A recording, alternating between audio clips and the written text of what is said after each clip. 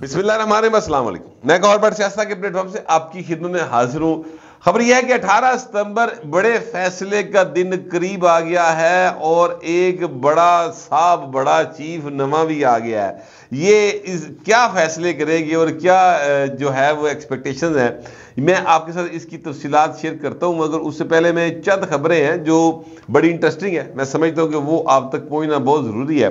पहली खबर तो ये है कि जनाब राजा रियाज साहब, हाँ जी, उन्होंने हमारे पोस्टर पढ़े, हम भी उनके पोस्टर पढ़ेंगे। ये जो राजा रियाज साहब है, ये वैसे आपस की बात है, मेरे साथ उनके बड़े बरादराना ताल्लुकात रहे हैं और अभी भी हैं। मेरे लो तो है नहीं, वो मुकर जाने से वखरी गल है, लेकिन मेरी तरफ से उनके लिए जो उन एहतराम है उनका, वो अब बाकायदा मौजूद है।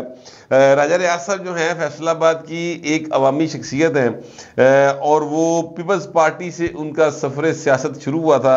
दरम्यान जो थोड़ा यार उन्हें झोल खा के काफली की जान लगे सन, वो जाते जाते कन्नी तो फाड़ लिया सी राणे आफ्ताब ने ना, और फिर वो वापस आ गए और फिर जनाब वो पीपल्स पार्टी में रहे। फिर जनाब जब पीपल्स पार्टी पर भैड़ा वेला आया, 2013 का इलेक्शन उन्होंने पीपल्स पार्टी से लड़ा, 2018 के इलेक्शन से पहले वो इमरान खान के बल्ले के शिकार हो गए और उनके साथ बैठकर जो है वो नए राहों की तरफ निकल पड़े। फिर इमरान खान के साथ उनका इख्तलाफ हुआ जहांगीर तरीन साहब की वजह से। तरीन साहब के साथ इनकी यारी बहुत ज़्यादा थी, तरीन साहब ही की वजह से ये तहरीक-ए-इंसाफ में गए थे। और फिर हुआ ये कि जनाब वहाँ पर तरीन साहब से हालात ख़राब हुए थे। राजा रियाज ने फ्रंट पर आकर उनको डिफेंड ही नहीं किया, बल्कि प्रेस कॉन्फ्रेंस की। इमरान खान के ख़िलाफ़ सबसे पहली आवाज़ जो उठी थी असम्बली के अंदर और असम्बली के बाहर प्रोग्रामों में और पीटीआई के बेंचों से आई थी, वो राजा रियाज साहब की थी। तो एक यारी निभाने वाला भी करैक्टर आया, ये मैं एक्चुअली बताना ही चाह रहा था। फिर हुआ ये कि राजा रियाज साहब जो हैं वो अपोजिशन लीडर बन गए। वक्त ने पलटा खाया और वो जोड़ा जो पंजाब के अंदर था वो जुड़ा पैन वफाक के अंदर भी गया। यानी पंजाब में वज़ीर आला पंजाब थे शहबाज शरीफ, तो अपोजिशन लीडर थे राजा रियाज, और फिर वफाक के अंदर वज़ीर आज़म थे शहबाज शरीफ, तो अपोजिशन लीडर बने राजा रियाज। अब वो जब अपोजिशन लीडर बने उससे पहले ही हमें ये इस बात का इल्म था, मैं ज़ाती तौर पे जानता था और बहुत सारे लोग जानते थे। फवाद चौधरी ने भी ट्वीट किया, बाकी ने भी किया, सारे को पता सी, ओपन सीक्रेट है कि राजा रियाज साहब जो है वो नून लीग की टिकट के ऊपर इलेक्शन का टेस्ट करेंगे अगला। और फिर हुआ ये कि कल फाइनली उन्होंने जाकर मुलाकात की जो है अपना नवाज शरीफ साहब, उनके साथ सजे पासे बैठे हुए थे सागडार साहब, जिनके ऊपर जो है वो लोगों ने थोप दिया है कि जनाब इन्होंने महंगाई की थी, यानी पेट्रोल का सारा कीता कराया पाता सागडार पे। सागडार साहब के लिए मेरे दिल में कोई हमदर्दी कोई नहीं है, क्योंकि वो भी जो है वो ब्राह्मणों के आलाकार बने, लेकिन कल्ला सागडार के ऊपर ये सारा कुछ डालना ज्यादती की बात है। जिदा जिदा जो कसूर है ना उन्होंने हिसाब रखिए तो बेहतर रहता है। ये सर काम जितों स्टार्ट होया सी ना, उसमें शुक्रिया रहील शरीफ कहना बहुत जरूरी, उतों काम शुरू होगा पान ए जो पेट्रोल का जोड़ा ना अपना अजाफे वाला और डॉलर की गिरावट वाला, ये डॉलर की उड़ान वाला, सॉरी, और रुपए की गिरावट वाला और पाकिस्तान की मीशत का पहिया बढ़ाने वाला काम जो है ना वो शुक्रिया रहील शरीफ से शुरू होगा जरूर, और उसके बाद फिर काम आगे चलता चला जाएगा। वैसे उससे भी पहले जाना चाहिए, आपस की बात है, शुक्रिया इफ्तिखार चौधरी से शुरू होना चाहिए, ठीक है। लेकिन चले शुक्रिया इफ्तिखार चौधरी छड़ दो और डिपर नूं फिलहाल लोग पसंद नहीं करते डिस्कस करना, तो आप शुक्रिया रहील शरीफ से तो शुरू करें ना सर। उतों काम शुरू होया और फिर वो एंडिंग जो हुई वो आपके सामने है कि सागडार पे मत्थे पे आगे सारा कुछ पै गया। हालांकि ये अकेले कसूरवार नहीं है, कसूरवार ये हैं, मैं उनको बरी जिम्मा करार नहीं दे रहा, लेकिन उतने नहीं है जिन्ना उन्होंने लोग मतलब उन्होंने चढ़ाई की थी, ये गलत बात है। बाल राजा रियाज साहब ने सर शमूलियत इख्तियार कर ली है पाकिस्तान मुस्लिम लीग नून के अंदर, और मुस्लिम लीग नून को फैसलाबाद में एक बाकायदा वड़ा जो है वो लीडर, वो मुबारक हो सर। और अब वो इलेक्शन का टेस्ट करेंगे वहाँ से, और लगता तो यही है कि जीत जाएंगे। बहरहाल ये तो ज़ाहिर है कि वोट जिसले डब्बे खुलणगे पता लगेगा, खाली की देने भरे की देने, वो तो अब अगली बात है। लेकिन मैं आपसे गुजारिश करूँगी, ये भी एक खबर थी कि राजा रियासत फाइनली मुस्लिम लीग नून में आ गए ऑफिशियली। पहले वो अनऑफिशियली मुस्लिम लीग नून में थे, ये बात किसी ढकी छुपी नहीं है। अच्छा, फिर दूसरी खबर जो है ना सर, वो ये है कि जनाब ये नवाज शरीफ साहब ने कल मुलाकात की है सर कानूनी टीम के साथ, और कानूनी टीम ने उनको कहा कि मियाँ साहब तानू सत्ते खैरा ने तैयारी फड़ो, जहाज की टिकट कटाओ ते लाहौर में निकल जाओ चुप करके, आपकी राह में वो कोई रुकावट नहीं है। अच्छा, वैसे मैं आपसे गुजारिश करूं कि मेरी नज़र में मियाँ नवाज शरीफ की राह में पहले भी कोई ऐसी जो रुकावट नहीं थी, लेकिन ज़ाहिर है कानूनी मामला हैं, कानून दान ज़्यादा बेहतर समझते हैं। लेकिन जो टिकट वाली बात हुई ना, उस पर मुझे एक सीन याद आ गया, यानी सीन से मुराद है यूथियों का एक यूथियापा जो है वो मुझे जहन में आ गया। और ये लफ्ज़ वैसे मैं बोलना नहीं चाहता था, मगर यूथिए ना भाएं मजबूर कर देते फट के यार बंदे नूं कि ऐसियां बेवकूफ़ियां मार देने, ऐसी को मतलब फजूल किस्म की वो कंपेन चलाते हैं कि बंदा ना रह नहीं सकता गल किए बगैर। अब हुआ ये है कि कल उन्होंने यानी यहाँ पर जो वो क्या कहते हैं वो बंदयाल साहब ने एक गंद पाया, जाने जाने उन्होंने वो क्या कहते हैं वो नैब कवानीन में तरमीम जो है उनको मुस्तरद किया, कालादम करार दिया। तो यूथिया ने जनाब एक टिकट, पता नहीं केड़ी टिकट चुक के बनाई, नवाज शरीफ का नाम लिखिया, अगे डेस्टिनेशन लिखिया जनाब इस्लामाबाद, हालांकि उसके ऊपर तारीख जो पड़ी हुई है वो 22 मार्च की पड़ी हुई है, 2022 की वो तारीख डाली हुई है। तो यार बंदा अकल ना कम लेंदा, कम से कम तुसी डेट ही बदल लो, इन्ना कुछ बनाया जे ते पिछले साल तुसी ये कैंपेन चलाई थी, तो इस साल तो कम से कम उसकी डेट ही बदल लो यार, ठीक है।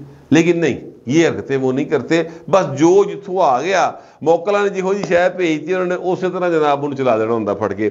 और ये जो है मौकल इस्लाम जो लंदन के अंदर जेडे उन्होंने वो 2-3 खवातीन ने और एक दो मुंडा है, उन्होंने रोजाना की बुनियाद दिहाड़ी से रखे नारे मारने लई, उनके साथ जो किया वो भी बड़ा मजेदार एक वाकया। सलमान शहबाज साहब ने, वैसे मुंडा भाई ना तेज जे, मुझे तो उनकी हरकत जो है ना वो बड़ी पसंद आई। वो इसलिए पसंद आई, मैं ये बात इसलिए कह रहा हूँ क्योंकि जितना नाक में दम किया हुआ है ये जो है अपना तहरीक इंसाफ के यूथी है उन्होंने वहाँ पे लंदन के अंदर, मेरे नज़दीक तो उनका हल कुछ और है। लेकिन मुस्लिम लीग नून के जो वहाँ पर कायदीन हैं वो ज़्यादा बेहतर समझते होंगे कि इनको किस तरह से डील करना है। मैं होंदा तो मैं 10,000 20,000 पाउंड जो ना साइड पर रख छड़दा और कहता चलो यार कोई गल नहीं, 2-3 जने के सिर मुँह खोलो ना। मैं किसी को, मैं बिल्कुल ये नहीं कह रहा कि जो है वो तशद्दुद पे नहीं गुस्सा रहा, लेकिन जो हरकत कर रहे ना, यकीन करे बंदे की बस हो जाती, बंदा कहता यार चल कोई नहीं फिर वेखी जाएगी, एनू तो एक बारी जरा सीधा कर दईए ना, अगे तो काम तो रुके, ठीक है। तो वो हरकतें जो है ना वो करने वालों के लिए बंदा 20,000 पाउंड साइड से रख छड़े। नून लीग के सारे लोग बड़े अमीर ने जो लंदन में रहते हैं, मियाँ नवाज शरीफ 20,000 पाउंड केड़ी रकम है यार, कोई गल तो ना करने ली कि आपके दरवाजे पर आकर रोजाना मतलब जिन्होंने मतलब महल्ले दे विच कोई वो तो न्याज देने वाले, वो न्याज की कोई जो ना खीर की प्लेट ना दे, वो इहो जिहियां बुढ़ियां बंदे ने, ठीक है। उन्होंने भी जनाब वो खलो के नवाज शरीफ के घर के बाहर नारे मारते रहते। मैनू तो समझ नहीं आती, पता नहीं ये नून लीग वाले किस चक्कर में नवाज शरीफ को अपना कायद कहते हैं। हम तो समझते हैं कि जिसको आप अपना कायद कहते हैं उसके लिए तो लोग जो हैं वो मतलब सिर ते रिबाजी लाते हैं। ये पता नहीं किहो जे ने उत्थे डोले छोले कट के लगे फिरते हैं, पर दर्शनी भलवान नहीं लगे ने वैसे नून लीग वाले। बहरहाल अब उनका जो हल किया है ना वो बड़ा ज़बरदस्त किया है ये शहबाज शरीफ के बेटे ने। 2 खवातीन हैं, मैं उनके नाम नहीं लेना पसंद करता, वो वहाँ पर खड़ी नारे लगा रही हैं और ये क्रॉस कर रहे हैं, और क्रॉस करते करते उन्होंने फ्लाइंग किस करके उनकी तरफ इशारा किया और चले गया। तो सर मतलब देखो ना, फिर मुंडे ने चलो इजहार तो करता, वैसे बंदा नहीं है फ्लाइंग किस करना है जी, करना तो कुछ और बनता है, यानी जुती ला के सुटनी बांधी सी, मगर चले बाल उन्होंने इतना कर दिया तो ये भी काफ़ी है।